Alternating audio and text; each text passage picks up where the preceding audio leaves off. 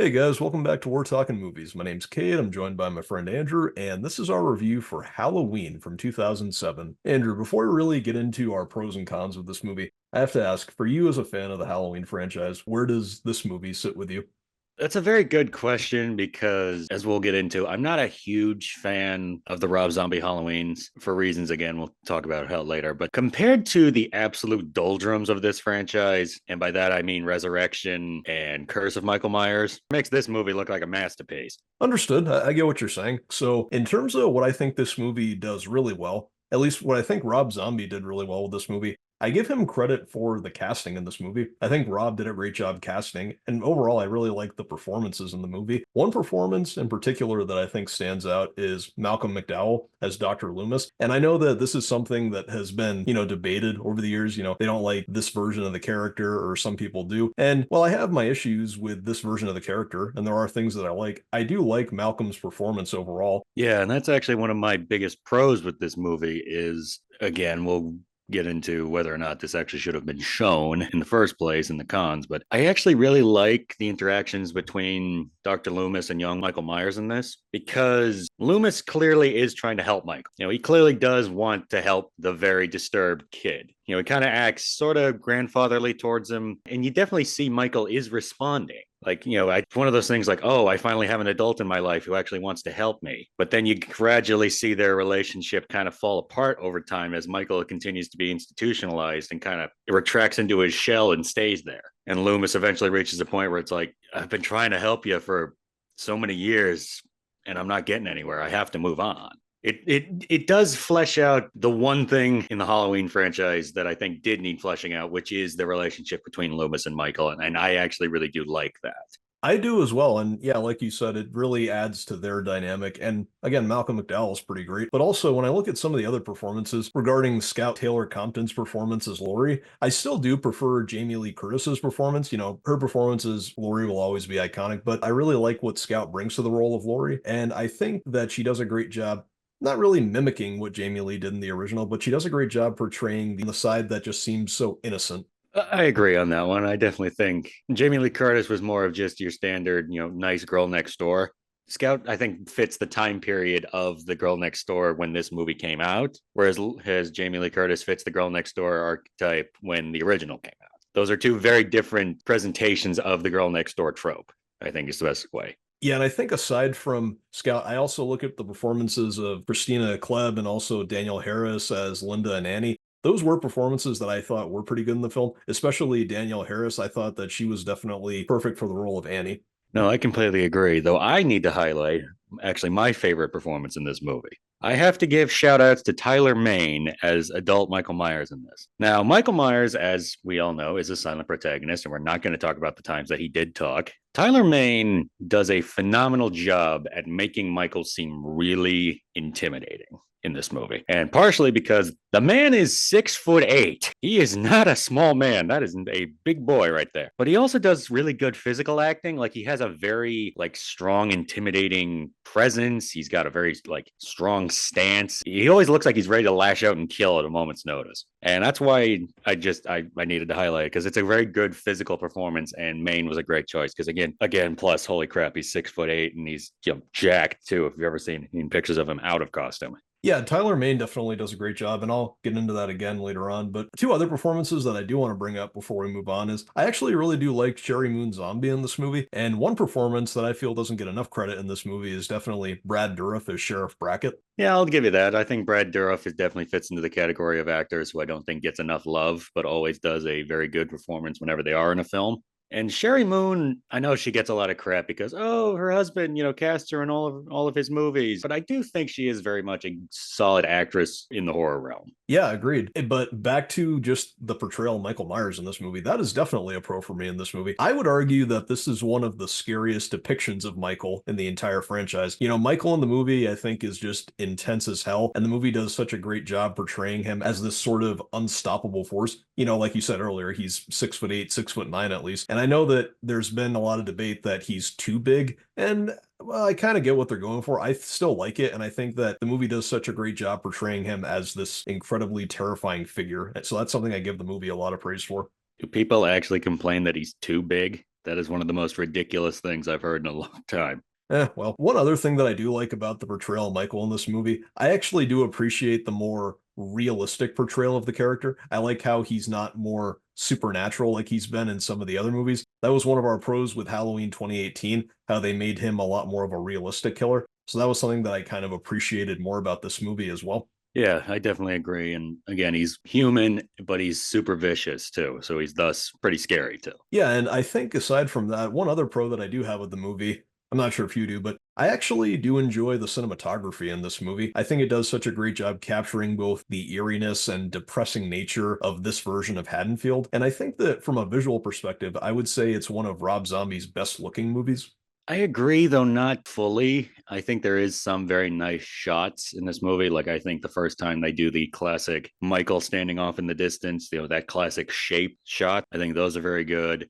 I think some of the kills are shot very well, but some of it not so much, in my opinion. There's a lot of shaky cam in this movie, and this is just a me thing, but I hate shaky cam so damn much. I understand. But yeah, why don't we get into our cons right now? Do you want to start? Yeah, and let me start with my biggest issue with this movie, Go ahead. and that is it provides detail that I don't think we needed to see. I think I know what you mean by that. I think you might mean the fact that Michael Myers is given a backstory.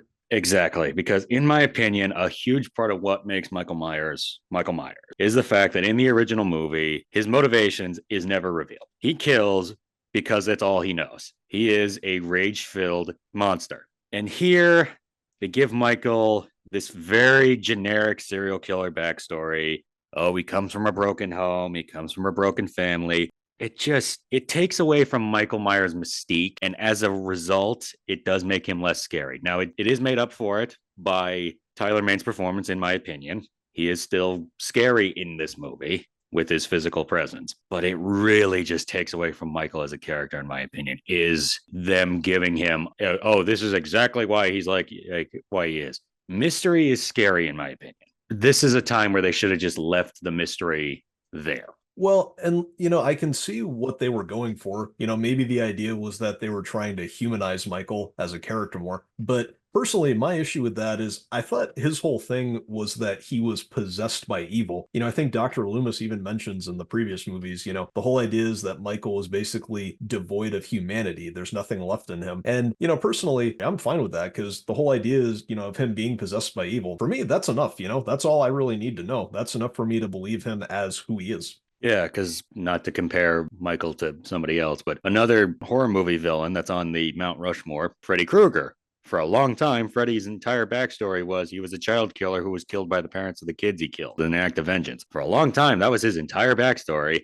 And that made him really scary. And it was definitely the same thing with Michael, not really knowing much outside of his backstory besides he killed his sister and was institutionalized. Yeah, and the fact that he was such a mystery to the audience, like you said, is what made him scary. And by humanizing him, like you just mentioned, it does make him less scary, even though Tyler Mane is really great in the role. The problem with this is when you take away Mystique, it makes characters less interesting.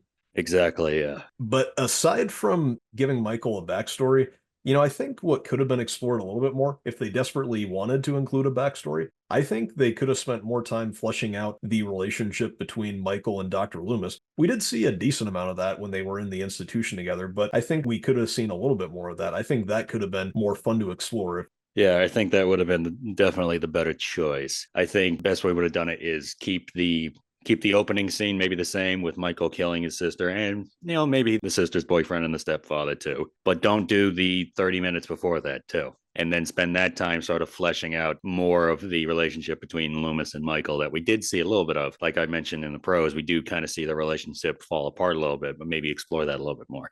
Yeah, but I think another issue that I do have with this movie, and I know it's an issue that you definitely have, and I know you'll want to talk about it. So, when it comes to a lot of the interactions between these characters, I don't understand why so many of them are just filled with all these sexual jokes, references, and even threats. I get that this is something that happens in a lot of different horror movies, but they really, like you said before we started recording, you said that they basically just crank it up to an 11. And I mean, I see what you mean because so many of the interactions are just filled with all these different conversations of, oh, we see it in the opening scene, we see it with Michael and his family, there's the interactions between the guards at the institutions, especially we see it between Laurie and her friends. It's just when you do that, it's hard to differentiate all these characters if they all just have the same types of personalities, dialogue, and sense of humor. Yeah, and I think that's a perfect segue into my other really big issue with this movie. Rob Zombie was a bad fit. Now, let me start off by saying I don't hate Rob Zombie. I don't have any issues with him as director. I think he has made some very memorable, enjoyable films. Like I do like House of a Thousand Corpses and Devil's Rejects. Honestly, I even really like Lords of Salem because it's a much different kind of horror movie. But this one, he was a bad fit for Halloween. His style, if you've seen any of his movies or any of his music videos, his style is very off the wall, gonzo, insanity, everything cranked to 11 all of the time. And as a result, he does tend to crank up the violence, gore, sex, and foul language in his movies. And it does work in films like House of a Thousand Corpses or Devil's Rejects, but it doesn't really fit in Halloween. And the big reason for that is if you watch the original, and honestly, if you watch some of the more better sequels, Halloween is actually a pretty grounded story. It is Michael escapes, goes on a killing spree, crosses paths with Laurie Strode, and in the background, you got Dr. Loomis trying to stop. It's not ridiculously over the top. And as a result, again, it was just a bad fit because Rob Zombie tried to inject his style into a film that really doesn't work with it. I think he would have been a better fit for something like, say, Texas Chainsaw Massacre, which has gone that fully off the wall insanity before. It just was a bad fit, in my opinion. And a bad fit for a director in a movie is something that's really hard to overcome. Yeah, I get what you're saying. But aside from what we just talked about, I think another issue that I have with this movie is I honestly have an issue with this movie's version of Laurie Strode. I think Scout did an incredible job in the role, but I think my issue with that is my issue with this version is we only really start to get to meet Laurie halfway through the film. You know, we meet her as a baby at the beginning, but it isn't really until after Michael escapes that we really get to know her, and that's just during the second half of the movie. We don't really spend enough time with her to really get invested in her character like we did with Jamie Lee's in 1978. Yeah, that's definitely a con too. But tell you what, on a scale of 1 to 10, how would you rate this movie? Well, as I spent the last several minutes complaining, it's not going to be a terribly high score. But again, compared to the absolute doldrums of this franchise, like again, Halloween Resurrection, in my opinion, is the absolute bottom of the barrel. This one is it's a 5. You know, it's very middle of the road. It's not great by any means, but it's by no means the worst. Yeah, no, by no means is it the worst, but I think that I'm going to have to give it a 6 out of 10 because while I do have my issues with the movie, there are still parts of the movie that I enjoy. And again, yeah, it's by no means the worst movie in the franchise. So yeah, I think I'll give it a 6. All right, guys, I think that that's the end of this review. Thanks so much for listening. Don't forget to like and subscribe, and we will see you later.